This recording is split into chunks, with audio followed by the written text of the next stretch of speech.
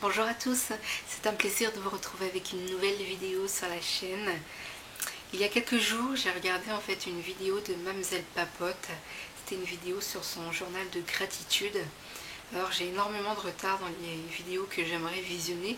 Du coup, ils sont enregistrés dans ma playlist vidéo à regarder et de temps en temps, ben voilà, je regarde les vidéos.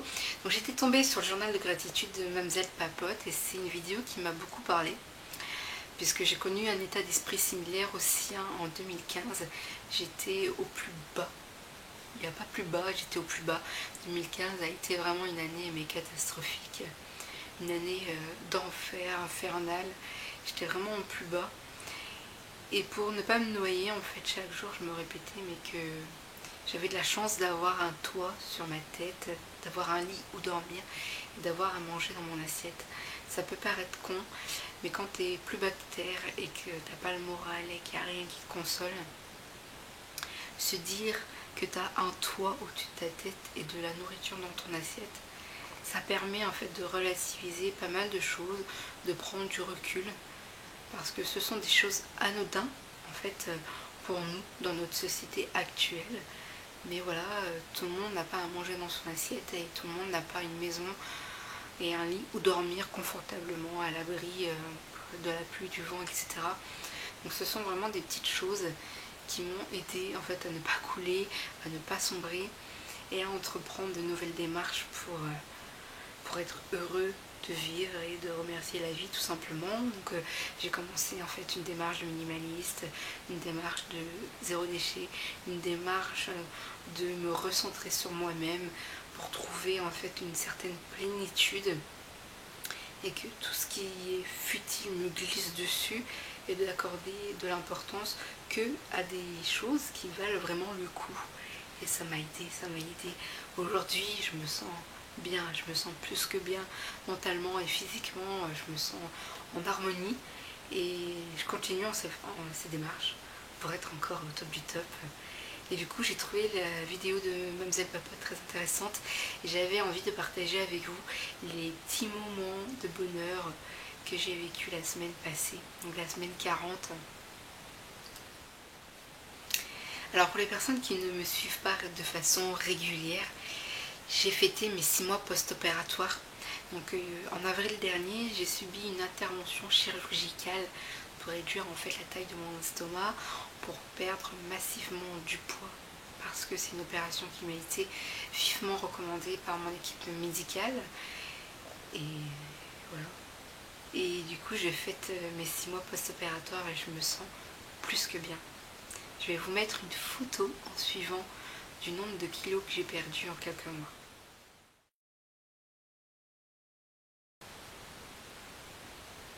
Et rien que ça, c'est le bonheur. Ensuite, ce que j'ai aimé faire la semaine dernière, ce sont mes cours de pilates et de yoga. Ce sont des disciplines que je connaissais pas il y a quelques semaines en arrière, juste de nom. Mais je ne peux plus m'en passer. Ce sont des disciplines qui permettent de travailler le corps en profondeur sans que ça soit agressif. Et grâce à la respiration, on se sent bien. On se sent bien. C'est difficile à expliquer comme ça, mais on se sent bien. Et si vous avez du mal à vous recentrer sur vous-même, à prendre du recul, à laisser les choses glisser sur vous, franchement, commencez le yoga, commencez le pilates, parce que ce sont des disciplines qui permettent en fait de se recentrer sur soi-même. Et grâce à la respiration, grâce aux exercices, aux postures, ça apporte tellement de bonnes choses positives, une bonne énergie qui fait du bien au quotidien et qui permet en fait d'avancer vers quoi on tend. Donc je le recommande, mais à 100%. Moi, je ne peux plus m'en passer et j'adore mes cours de pilates et de yoga. Ensuite, ça peut paraître tout con, mais déposer des chèques à la banque, ça met dans une bonne humeur. C'est bête, hein? Ouais, je suis ravie. Alors ça peut paraître aussi idiot, mais je suis dans une démarche de recherche d'emploi. Donc j'envoie des CV, des lettres de motivation. Et ce qui m'énerve, c'est de ne pas obtenir de réponse, même si c'est négatif. C'est chiant. Et la semaine dernière, j'ai reçu une réponse, négative soit-elle, mais ça m'a fait plaisir. viens de recevoir une réponse parce que c'est une offre d'emploi qui me tentait du feu de Dieu. J'ai travaillé ma lettre de motivation comme jamais et ça m'a fait du bien au moral en fait que cette personne me réponde, même si c'était pour me dire que ma candidature ne l'intéressait pas. Je savais que j'avais très peu de chance d'obtenir ce contrat, ce poste, parce qu'il me manquait un petit truc que j'avais pas, mais j'ai été au culot en me disant qui ne tente rien n'a rien. Et au final ça m'a fait plaisir qu'ils me répondent, même si c'était négatif. C'est bête hein, mais moi ça m'a fait du bien au moral et ça me rebooste à continuer d'envoyer mes candidatures.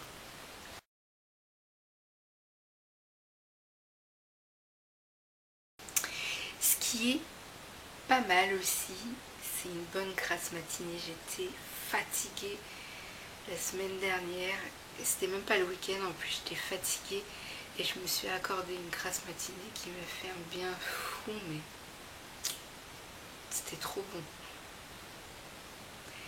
Sinon, les petits tours à la médiathèque, ça a le don de me mettre en joie, notamment parce que ça fait à peu près 1 an et demi que j'ai pas acheté de roman.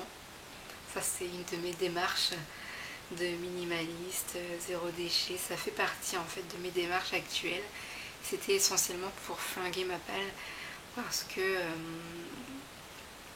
dans ma démarche de minimaliste, je ne peux pas continuer à acheter de livres que je ne lis pas au moment T. Ça ne me correspond plus et j'ai envie de retrouver la personne, la lectrice que j'étais avant d'avoir le blog. C'est pourquoi j'ai arrêté d'acheter des romans et j'ai l'impression de faire du shopping à chaque fois que je me rends à la médiathèque. Voilà, et rien que ça me suffit à mon bonheur, à me mettre en joie. Je rentre chez moi avec des bouquins et puis quand j'ai envie de retourner à la médiathèque, je retourne à la médiathèque et si j'ai envie de réemprunter des livres, je réemprunte des livres et ça me met en joie. Et en plus quand je vais avec mon chéri, ça me met encore plus en joie. Ça fait une petite balade en amoureux, ça permet de sortir de la maison, de décompresser, de prendre une bonne bouffée d'oxygène et puis voilà, on farfouille dans la médiathèque et voilà, il suffit en fait de pas grand chose pour se mettre en joie et se sentir bien.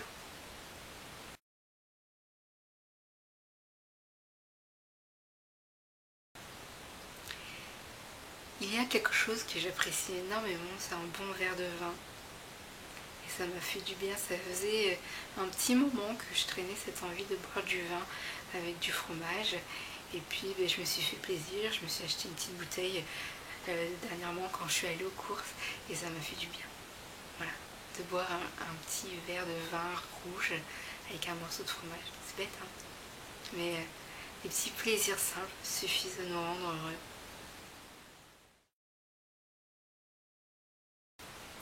Toujours dans la même optique, ça m'a fait énormément de bien au moral de préparer un riz cantonné comme mon père le faisait parce que il y a quelques jours c'était son anniversaire et puis il m'a quitté il y a plusieurs années déjà et il me manquait, il me manque toujours et ça m'a fait du bien en fait de cuisiner un riz cantonné comme il le préparait avant pour faire plaisir à mon chéri vu qu'il adore le riz cantonné et ça m'a fait un bien fou de manger ce que j'avais préparé, de voir que j'avais fait plaisir à mon chéri et prendre le temps de manger ce riz cantonné avec un petit peu de vin rouge, avec un petit peu de fromage, voilà.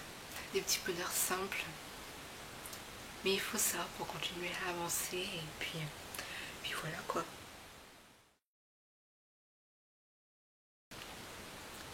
Et puis la dernière chose qui m'a fait du bien pour terminer en fait ma semaine, c'est que quand je me suis levée dimanche, j'ai eu envie de lire. Donc j'ai pris mon bouquin, c'était celui-ci, j'étais à la moitié, donc de Dana B. Chalice, En manque d'air.